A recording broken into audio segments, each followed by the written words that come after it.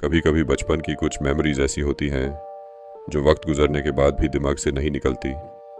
मेरे लिए वो एक नॉर्मल फ्राइडे नाइट थी, लेकिन उस रात के बाद मैंने कभी दोबारा हाइड एंड सीक नहीं खेला। मैं सिर्फ 15 साल का था जब ये सब हुआ। सितंबर का आखिरी हफ्ता था। मौसम थोड़ा ठंडा होना शुरू हो गया था। मेरे पेरेंट्स फैमिली फ्रेंड्स के साथ डिनर पर गए हुए थे और उन्होंने कहा था कि वो देर रात तक वापस नहीं आएंगे। घर में सिर्फ मैं था। मैंने अपने नेबर और बेस्ट फ्रेंड क्रिस को बुला लिया। वो भी मेरी ही एज का था और बिल्कुल सामने वाले घर में रहता था। हम अक्सर मेरे बेसमेंट में गेम्स खेलते या मूवीज़ देखते थे, लेकिन उस रात हम दोनों बोर हो गए। फिर क्रिस ने कहा, क्यों ना हाइड एंड सीक खेलते हैं। पहले मुझे ये आइडिया थोड़ा चाइल्डिश लगा, लेकिन हम पहले भी ग्रुप में खेल चुके थे और मज़ा आया था। घर छोटा था, लेकिन अंधेरे में छुपने के लिए बहुत जगह थी। हमने ज़्यादातर लाइट्स बैंड कर दी। सिर्फ किचन की लाइट जल रही थी।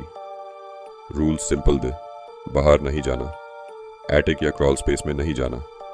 बेसमेंट, बेडरूम्स, क्लोजेट्स और फर्नीचर के नीचे छुप सकते थे। क्रिस पहले हाइड करने गया। मैं लिविंग रूम में खड़ा होकर आंखें बैंड करके 50 तक काउंटिंग करने लगा। मैंने उसके भागने की आवाज़ सुनी। फिर अचानक सब कुछ खामोश हो गया। मैंने कहा, आई एम कमिंग, और उसको ढूंढना शुरू किया। पहले किचन चेक किया, फिर बेसमेंट का दरवाज़ा, बाथरूम, क्लोजेट, लेकिन क्रिस कहीं नहीं था। फिर मैं ऊपर गया। हर छोटी आवाज़ डरावनी लग रही थी। मैंने पेरेंट्स का रूम चेक किया, मेरा रूम चेक किया और फिर गेस्ट रूम की तरफ गया। दरवाज़ा थोड़ा सा खुला हुआ था। मैंने धीरे से उसे पुश किया। रूम बिल्कुल अंधेरा था। मैंने बेड के नीचे देखा, कुछ नहीं। क्लोजेट खोला, वो भी खाली था। मुझे लगा शायद क्रिस बेसमेंट में है। मैं नीचे गया और आखिर में उसे बॉक्सेस के पीछे छुपा हुआ मिल गया।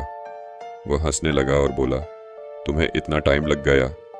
हम दोनों हंस दिए। फिर मेरी बारी थी छुपने की। मैं वापस गेस्ट रूम में गया और बेड के नीचे छुप गया। मैंने बेड स्कर्ट नीचे कर दी ताकि मुझे कोई देख ना सके। कुछ मिनट्स बाद मुझे क्रिस के फुटस्टेप्स सुनाई दिए। वो धीरे धीरे रूम से रूम में जा रहा था। बाथरूम, पेरेंट्स का रूम, फिर हॉल और फिर गेस्ट रूम। वो बेड के बिल्कुल पास आकर रुक गया। मेरा दिल ज़ोर ज़ोर से धड़क रहा था। मुझे लगा अब वो बेड स्कर्ट उठाएगा, लेकिन वह कुछ सेकंड्स बाद वापस चला गया। मैं कुछ देर और चुप रहा। फिर मैं बाहर निकला और नीचे गया, लेकिन क्रिस वहाँ नहीं था। मैंने आवाज़ लगाई, गेम ख़त्म। टैब बेसमेंट से आवाज़ आई, मैं यहाँ हूँ। मेरे पैर रुक गए।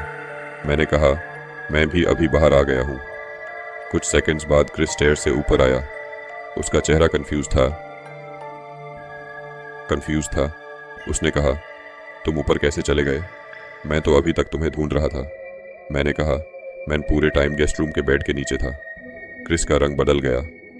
उसने कहा, मैंने वो रूम चेक किया था और मुझे लगा था अंदर कोई है। मैंने किसी की सांस सुनी थी।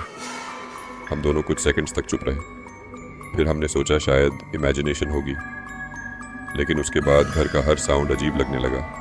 कुछ देर बाद जब हम सोफा पर बैठे टीवी देख रहे थे, धम, ऊपर से किसी हैवी चीज़ के गिरने की आवाज़ आई।